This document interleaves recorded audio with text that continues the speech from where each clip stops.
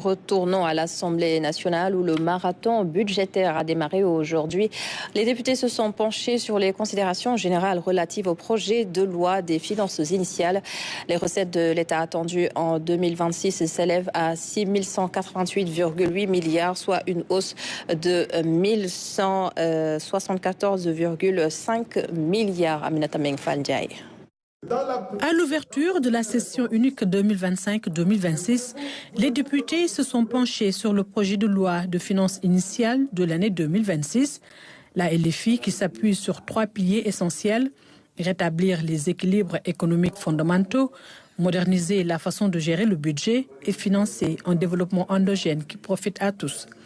Pour l'exercice 2026, les recettes totales sont estimées à 6 188,8 milliards de francs CFA contre 5 014,3 milliards pour la LFI 2025, soit une hausse de 1 174,5 milliards de francs CFA.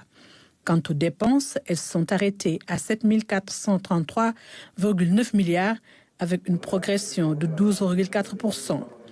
La problématique de la mobilisation des ressources du plan de redressement économique et social pourrait être intégrée dans la stratégie de consolidation budgétaire. Et pour le presse, les attentes pour 2026 s'élèvent à 760 milliards de francs CFA. Les recettes vont provenir des jeux de hasard, de la régularisation foncière, de la taxation du mobile money, du tabac et de l'alcool. Face à ces réformes engagées, le déficit budgétaire sera ramené à 7,8% en 2025 et stabilisé à 5,37% en 2026 et à 3% en 2027. Lors des débats, les préoccupations ont plus porté sur la dette publique évaluée à 119% du PIB, la pression fiscale à 23,2% pour 2026 et les perspectives dans les négociations avec le FMI sur le nouveau programme.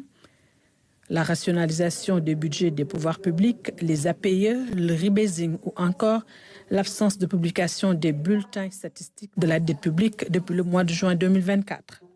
Prenant la parole, le ministre des Finances et du Budget et son homologue de l'économie ont apporté des réponses relatives aux APE et aux diaspora bonds. Selon Cheikh Diba, des réflexions sont en train d'être menées pour l'approfondissement des marchés. Sur le rebasing, un ajustement de certains indicateurs sera fait en tenant compte des résultats publiés.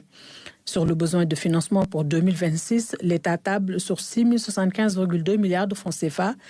Et satisfait des réponses, les députés ont voté à la majorité les projets de recettes de la dette publique et des budgets des pouvoirs publics.